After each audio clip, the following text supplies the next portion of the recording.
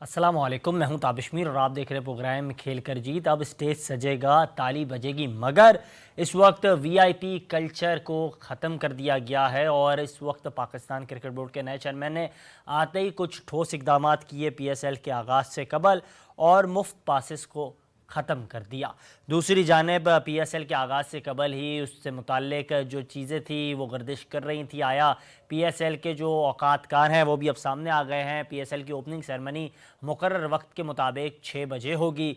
पहले मैच का आगाज़ 8 बजे किया जाएगा, जबकि बाकायदगी के साथ मैचेस का मामूल के मुताबिक आगाज़ 7 बजे होगा। दूसरी जानिब अगर बात की जाए तो रमज़ान के दौरान होने वाले मैचेस का बाकायदा आगाज़ 9 बजे होगा और हफ्ते और इतवार को 2 मैचेस खेले जाएंगे। पहला मैच 2 बजे होगा और दूसरा मैच 7 बजे होगा। ये वो तमाम तर तफसीलात सामने आ गई हैं। जबकि कल पाकिस्तान सुपर लीग का मेला सजेगा लाहौर में, जहां दिफाई चैंपियन लाहौर कलंदर और इस्लामाबाद यूनाइटेड मद्दे मुकाबिल होंगी। प्रोग्राम में आगे बढ़ते हैं, बात करते हैं मोहसिन रज़ा नकवी। आते ही उन्होंने इकदाम उठाना शुरू कर दिए। मोहसिन रज़ा नकवी के एक्शंस के मुताबिक हमने देखा कि गुज़िश्ता रोज़ अहम इकदाम उन्होंने उठाए और आते ही उन्होंने हेड कोच मोहम्मद हफ़ीज़ को उनके अहदे से रुखसत कर दिया। तहम मोहम्मद हारिस जो हैं उनके हवाले से भी ख़बरें गर्दिश कर रही थीं। बाद हारिस रऊफ़ को भी सेंट्रल कॉन्ट्रैक्ट को ख़त्म कर दिया गया। दूसरी जानिब मोहम्मद हफ़ीज़ की जानिब से भी इससे मुताल्लिक रद्द अमल सामने आ गया है। अपने पैगाम में साबिक कप्तान, कौमी क्रिकेट टीम के साबिक हेड कोच मोहम्मद हफ़ीज़ बोले, मैंने जिस अरसे से टीम की खिदमत की, मेरी नेक नियति के साथ मैंने चाहा कि पाकिस्तान टीम की खिदमत करूँ। कोशिश थी कि पाकिस्तान क्रिकेट बोर्ड की जिम्मेदारियाँ बतौर हेड कोच संभालूँ, तो इस्लाहात करूँ जिसके नतीजे में पाकिस्तान क्रिकेट टीम और बोर्ड के अंदर बेहतरी आ सके। तमाम दूसरी जानिब उन्होंने ये भी मौक़िफ़ इख्तियार किया कि मेरे दौर टेन्योर में जो जो चीज़ें हुई हैं इन तमाम तर गलतियों पर मैं ज़िम्मेदारी लूँगा। दूसरी जानिब उन्होंने ये भी कहा कि मैं कौमी क्रिकेट टीम की ख़राब कारकर्दगी और जो वजूहात हैं कौमी टीम की ख़राब कारकर्दगी के, उसे जल्द सामने रखूँगा। इसके अलावा बात की जाए तो पाकिस्तान क्रिकेट बोर्ड के जो अंदरूनी मामलात एक जानिब सामने आ रहे हैं और जो चैलेंजेस का पाकिस्तान क्रिकेट बोर्ड को सामना है 2025 में पाकिस्तान टीम को और पाकिस्तान क्रिकेट बोर्ड को एशिया कप, और जिस तरह हमने देखा माजी में एशिया कप से हमें हाथ धो बैठना पड़ा, चैंपियंस ट्रॉफ़ी की मेज़बानी हासिल करनी है, ये एक अहम सवाल है।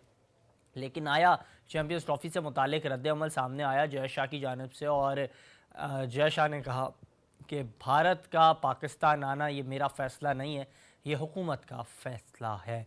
दूसरी जानिब अगर पीएसएल के हवाले से भी बात की जाए तो एक जानिब जहाँ बैरूनी ममालिक से वाबस्ता जो बैनुल-अक़वामी खिलाड़ी हैं वो सामने आ रहे हैं और वो पाकिस्तान जो है आने का उनका सिलसिला जारी है, तो दूसरी जानिब कौमी खिलाड़ियों की जानिब से भी इससे मुताल्लिक बयानात सामने आ रहे हैं। इन तमाम तर महरिकात पर गुफ्तगू करेंगे और हमें ज्वाइन किया पाकिस्तान की सहाफ़त का एक मारूफ नाम अरफा फ़िरोज़ ज़की साहब। किसी तारीफ़ के मोहताज नहीं है और काफ़ी शानदार अंदाज से तबसरा करते हैं, ख़ास तौर पर शोबा क्रिकेट और स्पोर्ट से मुताल्लिक जितनी भी जो खबरें होती हैं पाकिस्तान की, उन पर। जनाब बहुत शुक्रिया अरफा फ़िरोज़ ज़की साहब, वेलकम टू द शो। वालेकुम सलाम ताबिश, बहुत बहुत शुक्रिया आपका। अरफा साहब, आप वहाँ मौजूद हैं जहाँ पाकिस्तान के वो अहम फ़ैसले होते हैं, आप उस शहर में मौजूद हैं पाकिस्तान के जहाँ लोगों की तकदीरों के फ़ैसले किए जाते हैं।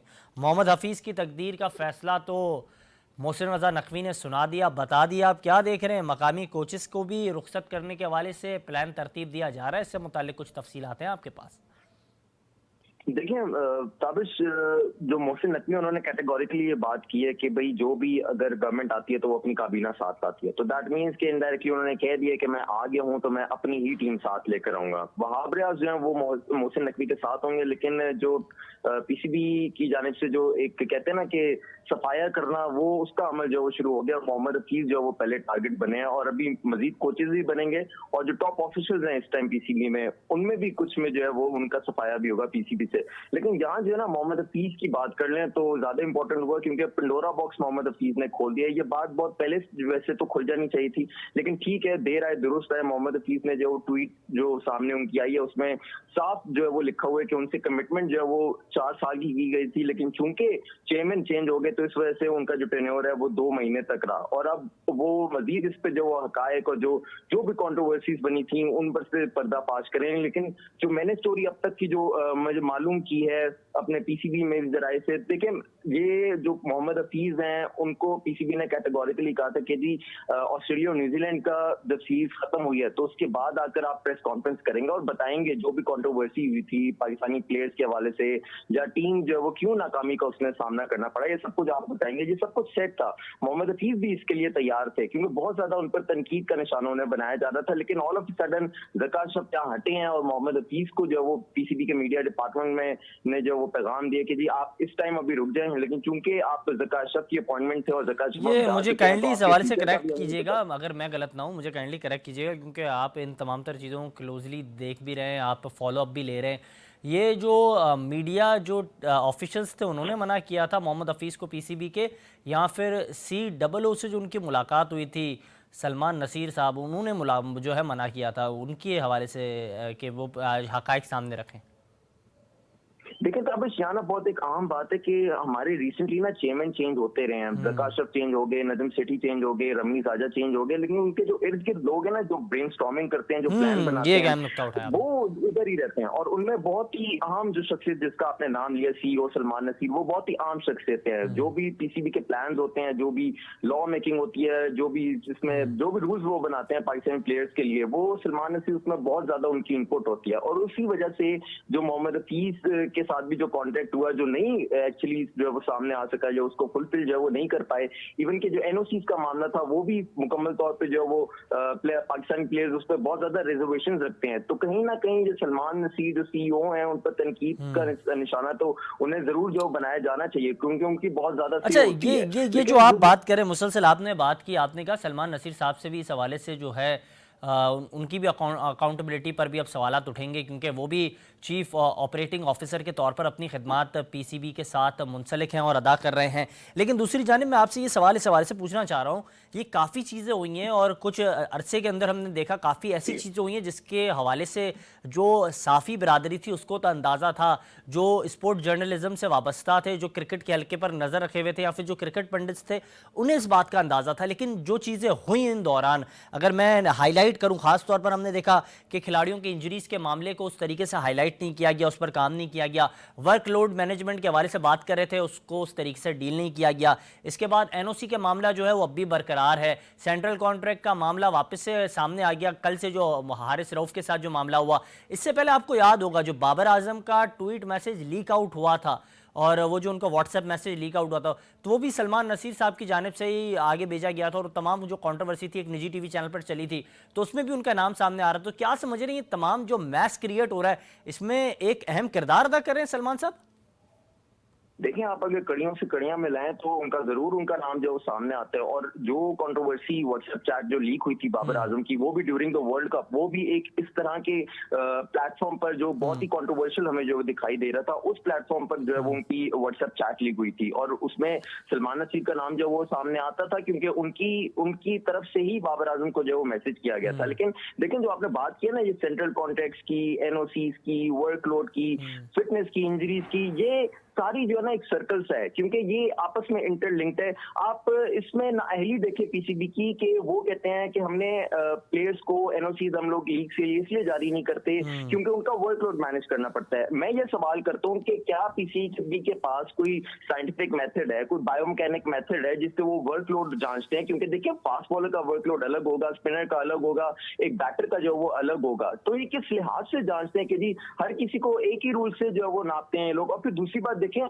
आपने अगर एनओसी देना ना तो आपने मैक्सिमम 2 एनओसीज पर ईयर आपने रखे हुए हैं, लेकिन आपने इस बार आजम खान और शादाब खान को 3 एनओसीज दिए हैं। जो आईएल T20 वो रिसेंटली खेले तो 3 एनओसीज, उन्हें 3rd एनओसी उनका था। तो ये तो आप अपना ही बनाया रूल जो है वो वायलेट कर रहे हैं। तो इसी वजह से जो पाकिस्तानी जो क्रिकेटर्स हैं उनमें बहुत ज्यादा रिजर्वेशन पैदा हुए हैं कि बिल्कुल आप दुरुस्त फरमा रहे हैं, आप ये बिल्कुल दुरुस्त फरमा रहे हैं। कुछ जानिब हम देखते हैं तनबीह की जाती है, कुछ जानिब हम देखते हैं कि काफ़ी ज़्यादा जो है कदगन लगाए जाते हैं खिलाड़ियों पर, कुछ जानिब अब ये भी देखते हैं कि काफ़ी ज़्यादा जो हैं रूल मेकिंग की जाती है। ख़ास तौर पर आपने जो निशानदेही की मोहम्मद हफीज़ को रोका गया कि आप प्रेस कॉन्फ्रेंस ना करें, एक ये नया तूफ़ान जो है बर्पा हो जाएगा अगर आपने ये बात बता दी। वो ना जाने कौन सी बातें अब तक मोहम्मद हफीज़ ने भी अपनी इस हवाले से गुफ्तगू वाज़े तौर पर तो नहीं की, उन्होंने कुछ जो है चीज़ें बयान की हैं अपने ट्वीट के ज़रिए, लेकिन अगर वो पूरी कहानी या फिर पूरे मामले को बयान करेंगे तो he can break the ice. But behind the curtains क्या कुछ हो रहा है वो तो एक अहम सवाल है। लेकिन उसके अलावा जो आपने निशानदेही की खास तौर पर आज़म खान के केस के हवाले से कि आज़म खान को रिलीफ दे दिया जाता है, कुछ खिलाड़ियों को रिलीफ दे दिया जाता है जिनका ताल्लुक होता है सायोक ऑपरेशन से या फिर तला रहमानी से या फिर तला रहमानी के साथ काम करने वाले, क्योंकि नदीम खान साहब जो हैं वो एसोसिएट होते हैं और वो तमाम तर चीज़ों को डील करें, तो उनके ताया वहाँ मौजूद है, तो आज़म को भी रिलीफ दे दिया। तो ये जो कंट्रोवर्सी है, खिलाड़ियों को रोका भी जाता है, फिर खिलाड़ियों को बोलने की इजाज़त भी दी जाती है, और ये तमाम तर चीज़ें होती हैं, ये एक प्लान के मुताबिक हो रहा है अरफा? देखिए, प्लान के मुताबिक ये बहुत ही अरसे से हो रहा है, और इसमें जो चेयरमैन है ना, मैं उनसे ज्यादा उन टॉप ऑफिसर्स को इसमें जो है वो मतलब दोषी इसमें मानता हूँ, क्योंकि वो पीसीबी में है, जबकि चेयरमैन जो है वो चेंज होते रहते हैं, और चेयरमैन एक तरह से जो है वो उनके कंधे पर बंदूक रख के जो वो चलाई जाती है पाकिस्तानी प्लेयर्स अच्छा को। अच्छा, ये बड़ा आपने बड़ा अहम अहम अहम मुद्दा उठाया है। आपने चेयरमैन से मुतालिक बात की अरफा, आपने इस हवाले से हाईलाइट किया कि चेयरमैन के कंधे को इस्तेमाल कर कर जो है काम तमाम चीज़ें हो रही होती हैं। गुज़िश्ता रोज़ भी मेरे प्रोग्राम में जो पैनल मौजूद था उनका ये मौक़िफ़ था, इस वक्त चेयरमैन की सीट पर बैठा हुआ शख्स मोहसिन नकवी है, लेकिन जो बिहाइंड द कर्टन्स या फिर कोई शख्स अमली तौर पर काम कर रहा है, या फिर हम ये कहें पीसीबी की स्टैब्लिशमेंट जो है काम कर रही है, उसमें अहम किरदार वहाब रियाज है। Wahab Riaz is the only man who is dealing everything. तो आपके बकौल क्या चीज़ें हैं बेहतर तरीके से? देखिए, अगर मोहसिन नकवी की अगर बात करें ना, तो इसमें कोई दो राय नहीं है कि बहुत ही इंटेलिजेंट किस्म के पर्सनल सर हैं। जराए उनको बता रहे हैं, सर अगर मुझे आप ये करेक्ट कीजिएगा, जराए बता रहे हैं, कतई कलामी की माजरत, कि मोहसिन रज़ा नकवी साहब अपने ऑफिस को जैसे उन्होंने टेक ओवर किया तो उन्होंने कहा कि मेरे मयार के मुताबिक मेरा ऑफिस नहीं, इसके बाद वहाँ तज़ीन व आराइश का काम शुरू हो गया है उनके ऑफिस में। तो ये भी खबरें चल रही हैं अब तो। देखिए, ऐसी तो कोई बात अभी तक सामने नहीं है, लेकिन मैं आपको ये जो तज़ीना और आयश और जो इंफ्रास्ट्रक्चर वाली बात है ना, इसमें मैं आपको जरूर बताऊंगा कि उन्होंने ये जरूर कोशिश की है कि जितने जो एक्सपेंसेस हैं उनको कट डाउन किया जाए, और जो एक पीसीबी में जो एक इंफ्रास्ट्रक्चर है ना उसको मजीद बेहतर किया जाए। और आपको ये भी बता दूं कि जो स्टेडियम्स का मामला है, जो इस टाइम एनसीए का मामला है, और जो क्रिकेट म्यूजियम है लाहौर में एलसीसीए के साथ, उसको जो है मजीद बेहतर करने की मोहसिन नकवी ने डायरेक्शन दी है। लेकिन एट द सेम टाइम जो एक्सपेंसेस है ना, जो एक्स्ट्रा एक्सपेंसेस है ना, उनको कट डाउन करने की है। मैं आपको मोहसिन नकवी का ये जरूर बता दूं, देखिए इसमें कोई दो राय नहीं है कि उनको क्रिकेट अफेयर चलाने का माजी में कोई भी एक्सपीरियंस नहीं है, लेकिन वो एनर्जेटिक है, एक तरह से वो अकाउंटेबल करते हैं लोगों को। जो हमने रिसेंट उनका जो केयर टेकर सेटअप में जो उनका रोल था, उसमें हमने देखा कि उन्होंने अकाउंटेबल किया है, वो काफी एनर्जेटिक हमें जगहों पर नहीं, ये जाते बहुत दिखाई बहुत दिए हैं। खुशाइन तो बात यही है, हमें बहुत expect करते हैं। खुशाइन बात है। मोहसिन रज़ा नकवी साहब अगर इस नीयत के साथ काम कर रहे हैं कि माशी जो मामलात हैं उसे ही बेहतर बनाना चाहते हैं, उन्होंने ये भी बेड़ा उठाया है कि जहाँ कम खर्च लग सकती है तो उसको उस तरीके से डील करना चाहिए। और ये भी ख़बरें क्योंकि चल रही थी, मैं गुज़िश्ता रोज़ भी चीज़ें देख रहा था, तो वाज़े तौर पर तो ये भी चीज़ें सामने आ रही हैं। मोहसिन रज़ा नकवी साहब के घर के बिल्कुल साथ ही है क़ज़ाफ़ी स्टेडियम, और उनके लिए इतना मुश्किल नहीं होगा, वो पेट्रोल भी ज़ाया नहीं करेंगे, वो काफ़ी नेक नियति के साथ काम करने की ख्वाहिश रखते हैं। तो वो जो है पैदल पैदल चलते चलते आएंगे, अपने ऑफिस की जिम्मेदारियां संभालेंगे और फिर पैदल पैदल ही रुखसत हो जाएंगे, पेट्रोल भी ज़्यादा इस्तेमाल नहीं करेंगे। क्या समझते हैं? ताबिश में आपने बड़ी कमाल की बात की है। वैसे मैं ये आपको ये बताऊं कि जो भी आ रहे हैं, मोहसिन नकवी आ रहे हैं या XYZ जो भी आते हैं यार, कम से कम ये जरूर होना चाहिए कि उनको 3 साल का मौका जरूर मिलना चाहिए, क्योंकि हमने रिसेंटली आपने ये पैदल चलने वाली और ये बात की है, रमीज आजा की बात मुझे बहुत ही एक अजीब सी लगी कि आप सिस्टम देखें पाकिस्तान क्रिकेट बोर्ड का और उसको चेयरमैन को आने का और हटाने का, कि रमीज आजा को जो है वो सुबह जब वो अपने टेबल पर पहुंचे ब्रेकफास्ट करने के लिए, टीवी उन्होंने लगाया तो उनको पता चला कि नजम सिटी ने जो है उनका ऑफिस टेक ओवर कर लिया। इस तरह का सिस्टम जो पाकिस्तान क्रिकेट बोर्ड में चलता है, तो उम्मीद यही करते हैं कि जो चलना चलाना है मोहसिन लेकिन नकवी सर का अपने नजम घर अजीज से सेठी ऑफिस और साहब ने ऑफिस और से घर पे। जका अशरफ साहब ने खुद ने अपना ज़ाती फैसला लिया था, दोनों ने जो है ज़ाती फैसला लिया फिर इस्तीफ़ा दिया था।